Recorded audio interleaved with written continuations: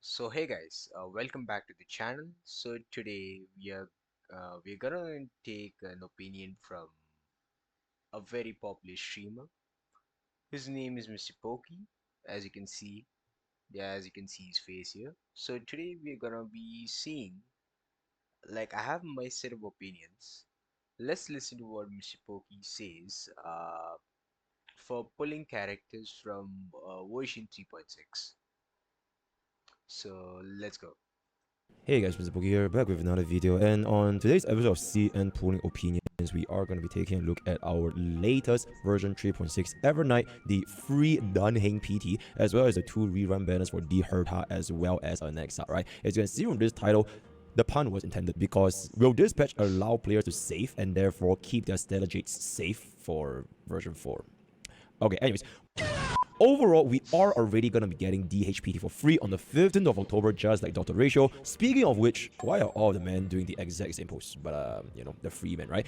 In any case, this also means it will boil down to the Evernight banner as well as the two rerun banners for theherta as well as the Nexa, unless we see incredible value for DHPT's Idolins as well as Signature Litecoin. I do want to point out a special mention for this Dance banner, which technically is going to be on radar with Evernight as well as theherta's Litecoin period. Truly the Swiss Army knife of how many Litecoins. This is technically not really a must because Sunday, Robin, and Savidra don't really care about DDD that much. It's mainly for Tribi, Runmei, HMC, Sparkle, Ting Yun, as well as Asta. Or if you play Hanya in this day and age, you could run with Hanya as well. But still, I will personally try to get at least one copy. I'm not even talking about S5, but at least one copy if your account still has absolutely zero DDDs, because who knows what harmonies can come out in the future patch updates, especially as we're going to be going into version 4, right? So special mention to my man DDD.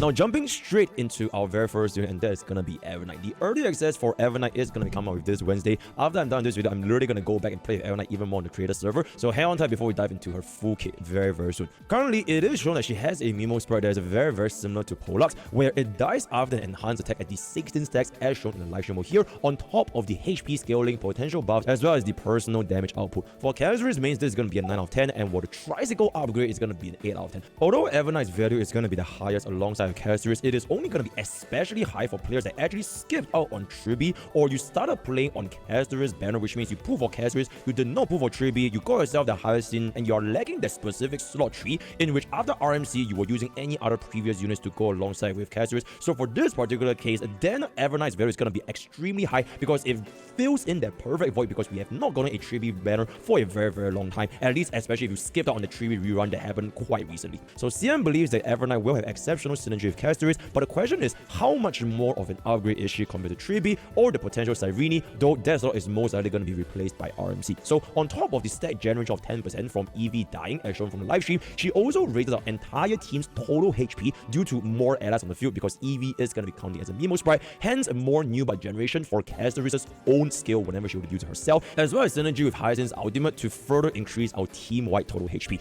Now, regardless whether or not she's going to be replacing Tribi or the IMC slot, keep in mind that RMC is ultimately a purely hyper carry support for Kazuri's, while Tribi can improve our team-wide damage output, which has shown to be extremely high with Hyacinth. And now that the brand new Evernight is also going to be showing to do a decent amount of sub DPS damage, it is quite likely that as an entire team, especially with a E1 Tribi, Teep might ultimately be the glue for our highest damaging Kazuri's team. But ultimately, it's going to depend on whether or not RMC is going to be more preferred for the action value advance as well as the true damage buff, or if we're going to be seeing a higher damage numbers from Evernight alongside with Hyacinth as well as Tribi. As you can see over here, Runmei could also still be a very decent and neutral pick, because she does have aura buff, damage buff, res pan, as well as to a certain extent witness break efficiency, even though that's not going to be as important because you actually do want to take hit for your HP scaling DPS. For your other DPSs as a Evernight sub DPS, it is potentially usable with Aglaia due to her being our only other Mimo sprite DPS, but unfortunately Aglaia is going to be attack scaling, so she's not going to be able to make full use of Evernight's HP kit. For a higher scene hyper carry team, Sunday was a pretty good potential for the wheelchair teams to spam our additional action value advance for higher scene as well as in this case Ika, but the 20% crit rate from Sunday was completely wasted on the DPS higher scene because she already has 100% crit rate, which allows Evernight as an even better replacement for both a support as well as a sub DPS. And like I mentioned just now, aside from Kazuri's teams and using Evernight as a sub DPS or support,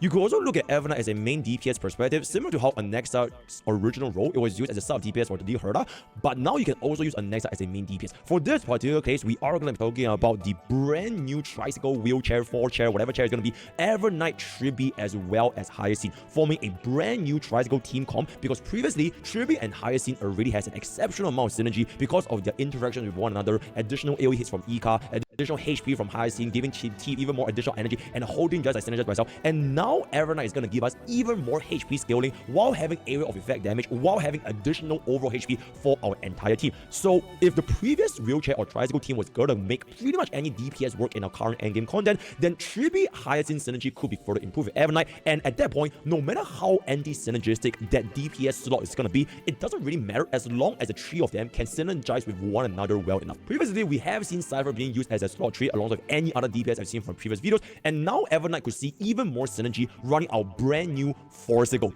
or at this point I guess it's a card, a Forcicle team with Evernight, Trivi, Hyacinth, as well as Cypher. For this team, I'll be testing out in the live server. And with that being said though, version 4 is going to be coming very soon at 2 patches later, on top of Cyrene being an extremely lightly upgrade over our RMC, just like how Fuke upgraded our HMC. With the HP scaling meta as well as the tricycle team is being extremely strong at this current point of time, version 4 would very likely bring out brand new metas as well as brand new mechanics, leaving the older mechanics at a disadvantage, similar to what happened to Super Break. The tricycle of the day will probably struggle if, let's just say, anti-heal or heal-up mechanics, just as our sandbox we have fought previously, gets implemented for future updates.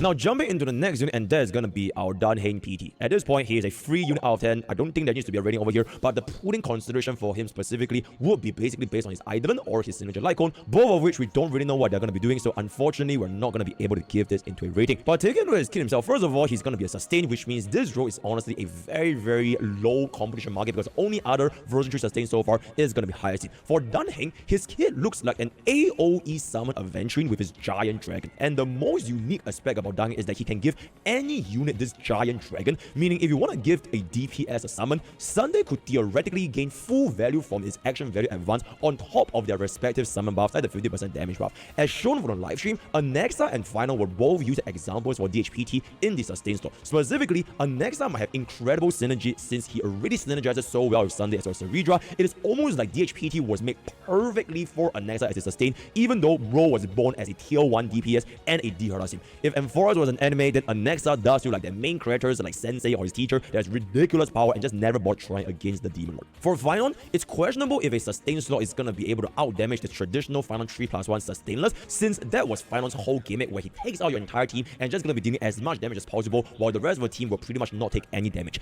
It is more likely that DHPT, especially as a free unit given to the casual player base, is gonna be able to help this casual player base who are still struggling running a sustainless Finon team while not dealing enough damage running any other sustain, for example Huo or Hyang. As I've mentioned before myself, I'm also hoping to see DHPT slotting the same team as my wife. If Acorn is gonna be getting new toys like Cypher as well as Reaver Silver, then Face Xiao honestly should deserve some love, with the additional follow-up attack as well as shield generation being extremely similar to Aventurine. Perhaps even a Sunday DHPT Face Xiao could eliminate the need for a follow-up sub DPS, which has its own host of problems, for example being the wrong element with your main DPS. And with that, we're just gonna jump into the reruns, and first of all, I'm pretty surprised that Caceres didn't get a rerun, even though we are gonna be seeing Evernight performing with Caceres and synergizing with one another, perhaps during 3.7, where we have the most hyped up unit in HSR history ever, that's gonna be Cyrene. We might probably see a rerun with Caceres and Finon to really make this potential, I'm guessing, a support shine even brighter. Right? It best install crazy support with like 2 of the most popular DPS in MiHoYo history. I mean, I don't even know if this is gonna be happening, but if this does happen, then I can say, hey, you know, Uncle P strikes again, right? So that's gonna be that. I digress, but ultimately, both of our current rerun banners for theherta and Anexa has not as high of a value simply because of opportunity cost for version 3.7 as well as the upcoming version 4. For theherta, she's extremely strong in pure fiction, but similar performance can also be achieved with Tribi, Hyacinth, Caceres, as well as whatever shield buffs are available in the given time frame, which reduces the overall niche that theherta can provide and the need to even use theherta for this specific game mode, right? So we can see over here, previously we have the DOT buffs, we have the skill damage buffs, and we have the ultimate damage buff. So whatever buff is going to be applied in pure fiction, as long as your team are able to use these set buffs, then the need to run theherta in this case, or like the need for her value, is not going to be as high, at least compared to Memory of Chaos, which is going to be a lot more restrictive. And speaking of Memory of Chaos, and in this case Apoc Shadows, theherta's performance has been shown to be suffering, especially outside of area of effect environments, often at times needing Anexa to deal with the single target or dual target bosses and elites. Vertical investments for an E2 theherta or signature Lycon, it can be considered if you really like theherta's playstyle and you are absolutely certain you want to use theherta theherta going into version 4. And one thing about theherta compared to, let's just say, the HP scaling meta is that theherta is not gonna be as impacted by heal lock mechanics and more so the number of enemy targets. So if version 4 sees a resurgence of AoE content, or if Pure Vision comes out, or if the brand new endgame, the dice game, we might be able to see even more use cases with theherta over there. And we did see a mention of a brand new endgame content by 3.7, so who knows whether or not her niche is going to be fulfilled, right? And at this point, speaking about Nexa, although bro has been doing nothing but popping off since its launch, even making a solid spot for himself as a main DPS, especially with Saridra and Sunday, Nexa's performance unfortunately will still suffer without the right supports, namely Sunday. And in this case, if you don't have a Saridra, it is definitely going to feel the impact with the lack thereof. Personally, I think Nexa's playstyle is one of the most satisfying for me, especially when you just spend more Chi all the time whenever you run a 5 billion damage, a Nexa billion damage. And if theherta has a home in Pure Fiction, then you could argue that Nexa has a very strong placement in Apoc Shadows with a 7 weakness implant and incredible toughness bar damage. But just like Pure Fiction, Apoc Shadows has also made a lot of different ways for the player base to reduce the boss toughness bar instead of just directly hitting toughness bar yourself with, for example, high toughness dealing damage units like Nexa. In this case, you can see Hule, you can say Flame Reaver, or any other mechanics that as long as you interact with these mechanics like during the bosses or during the mobs or hitting the number of times you face out, the toughness bar will still go down even if your personal toughness bar damage is not going to be as high. So you don't really have to brute force with Nexa, but more so just getting the right weakness with the weakness implant is going to be very useful over there. So at the end of the day, for the rerun units, both of them, because at the end of the day they're still going to be DPS, their inherent value will always be lower compared to their launch days, especially when, like I mentioned earlier, some big banners are going to be coming up very, very soon, and I cannot wait to see what version 4 has to offer going forward in the future. So in summary, if you are going to be a Caceres main, Evernight will likely still have definitely value going into your team, but it is more so whether or not you really need this vertical investment using Evernight, because as of right now, Caceres teams especially really got yourself a higher scene, you got yourself a signature like goals, the performance is still going to be in the tip-top shape. So whether or not you get Evernight into your team right now, it may or may not give you enough value, especially if you have no problem whatsoever with all the endgame content. And this is even more so if you already made substantial vertical investments, for example, E1 Tribby, E1 higher scene, or maybe even an E2 Caceres, which further decreases the overall value for Evernight, because at this point in time, I always want to look forward to what is going to be coming out going forward in the future. And with Cyrene being the only unit in version 3.7, it is very likely that she's going to be having some absolutely meta-defining mechanics, or even more so in Cyrene's own items, right? So that's going to be there. For DHPD, like I mentioned, we just take a look at what his Eidolons, what his Lycons is going to be offering. If it works very well with brand new version 14, then maybe we could see what his vertical investments could look like. But by the time it's going to be coming out, we are really going to be knowing what is going to be Cyrene's early access kit from livestream, so there isn't too big of a rush. And for the rerun banners, I personally wouldn't really go for any of them unless you really, really like their playstyle. For example, you like the Morsho Chicha, or you like the E2 theherta energy spam, then feel free to go ahead and pull just for your personal enjoyment, right? So with that, we have come to the end of CN's pooling opinions. Let me know what you guys think in the comments below. I think that version 3.6 is a very, very straightforward patch and not as much of a pooling pressure, especially compared to the previous couple of versions. And going forward, I'm just looking forward to see how 3.7, new endgame content, new game modes, the TFT, all that kind of stuff is going to be coming out very, very new. So well, day is going to be big. Join Twitch, join Discord, join Twitter for all our enemies. Use code of them like all. Okay, so like you are listening to his analysis, yeah? You're listening to Mr. Pokke's analysis, so I pretty much agree with what he's saying. Yeah, I'm someone who's invested in the finance team and even cash team. Yep, like right now, Remembrance is shining. Is the shining star in this meta. So will finance destruction team. So in this patch, I did try to get Saritra, but I failed because luck was not on my side. But luck was in my side on the other team side, which was the casters team. So hey, so like if you have in seeing your casters team, if you have casters, Tribi, and maybe and even Hyacinth, she'll just be an additional extra. Whereas uh, in finance team, you could use Finan with Sunday, no doubt. Uh, I mean, currently I do use Finan with Sunday and even Bronnier. Yes, all three of them have the signature light cones. Bronny has her signature light cone, Sunday has his own signature light cone, and my Finan does have his signature light cone. I was very lucky to get Finance signature light cone pretty much on his last days. before the ban before his first initial ban was about to expire. I was lucky to get him.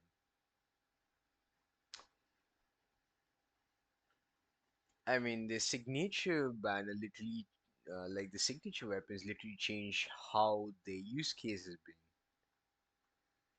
Like it's all started from Acheron's case, whereas in this case, yep.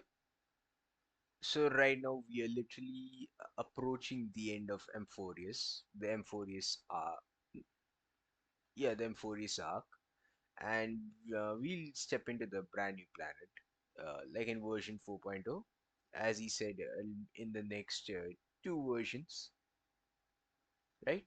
So, and by the way, do you guys even notice that the Herta got the second rerun?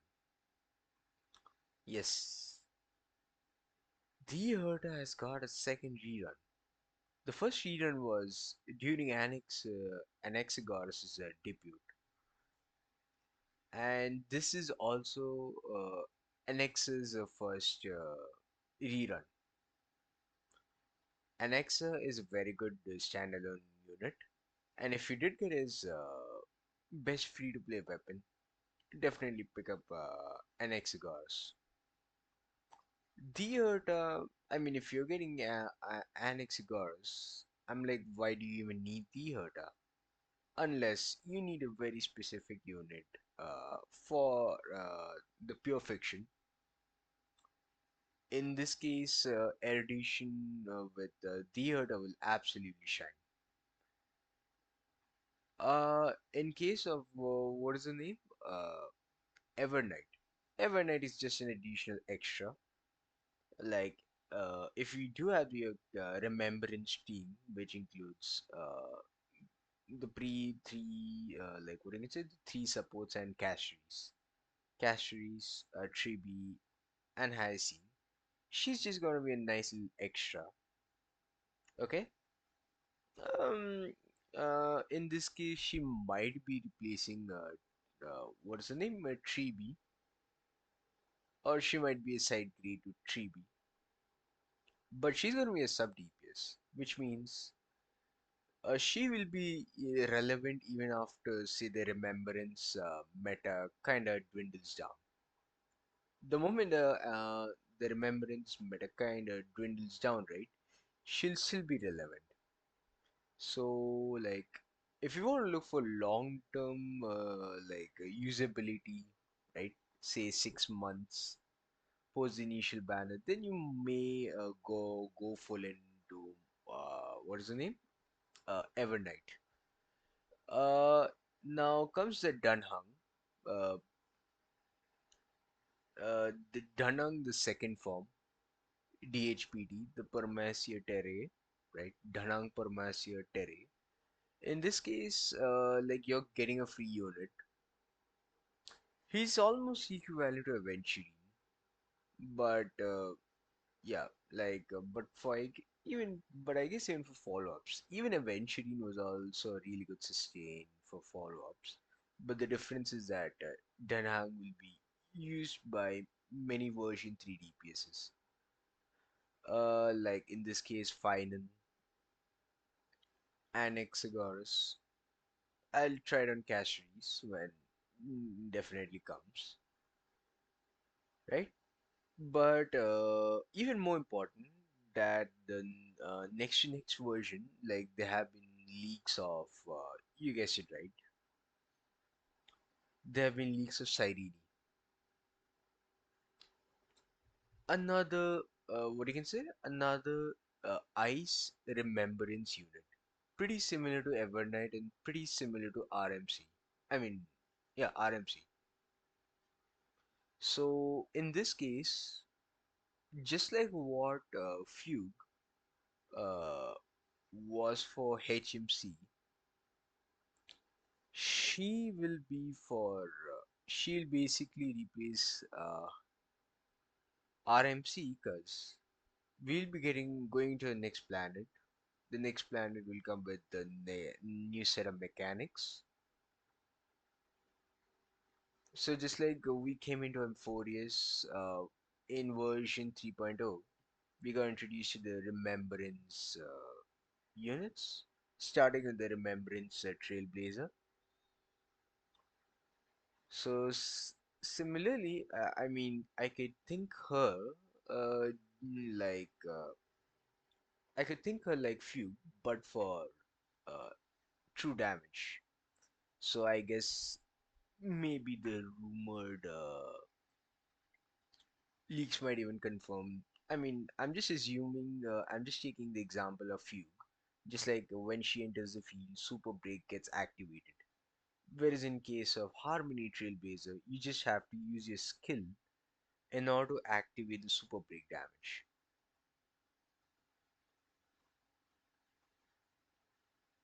Yeah, like skill or even ultimate. Sorry. Yep. And then once you activate it, it stays on for 3 turns, and then again the Super Break capability again comes down unless you again reactivate it. Whereas in this case, in Fuchs' case, you just have to put her in your team, and that's it. Super Breaks activated on the get-go. So I can similarly think of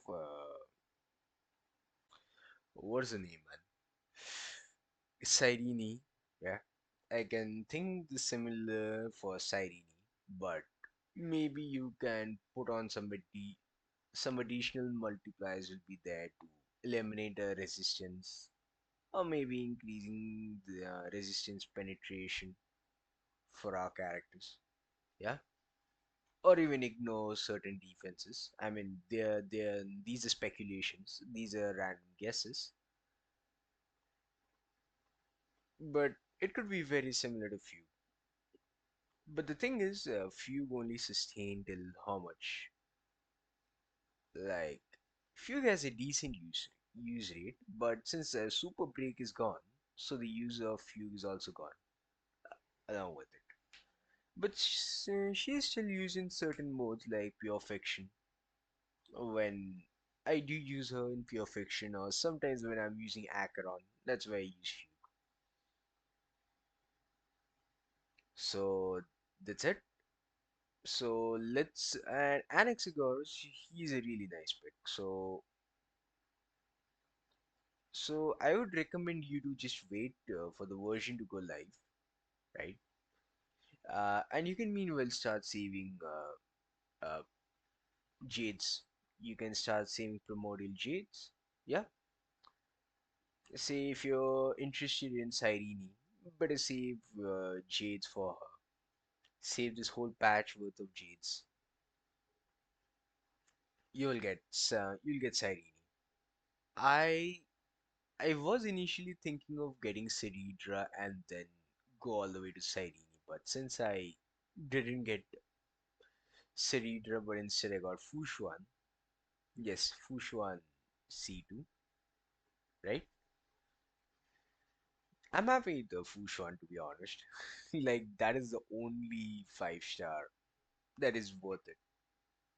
Yeah, that is worth to get when I definitely lose to the limited 5 star banners.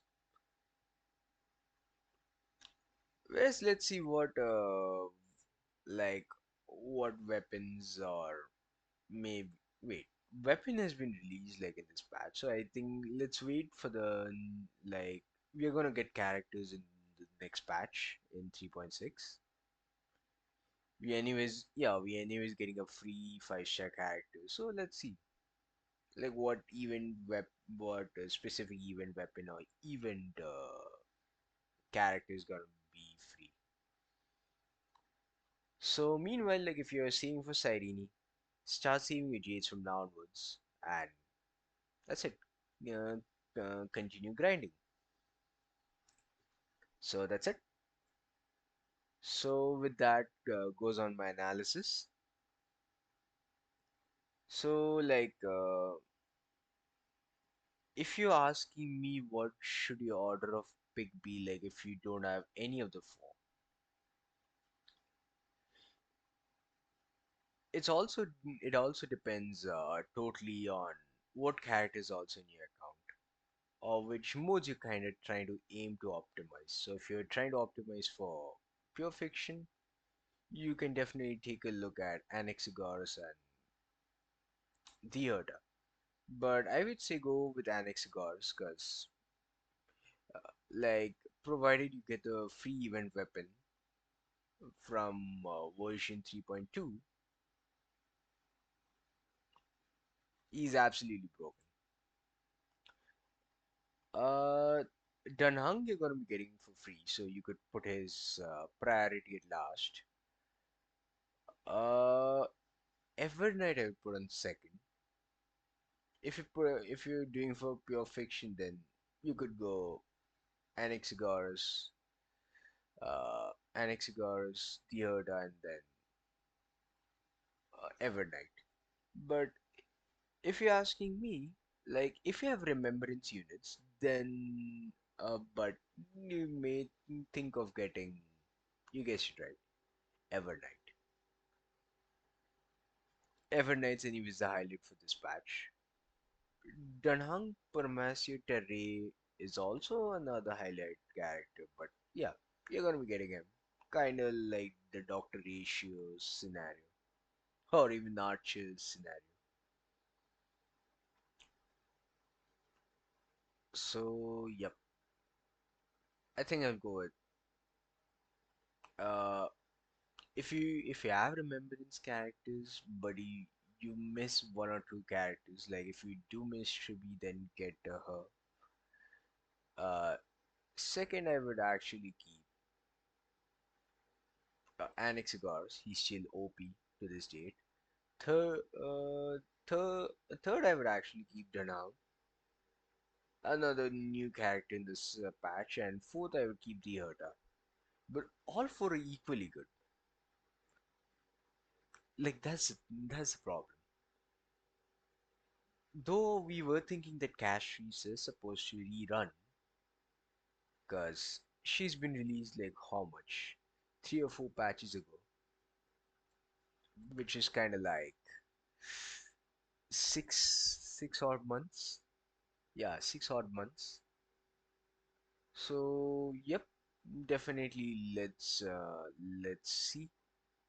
So I guess they definitely going to stack up her, Cyrene.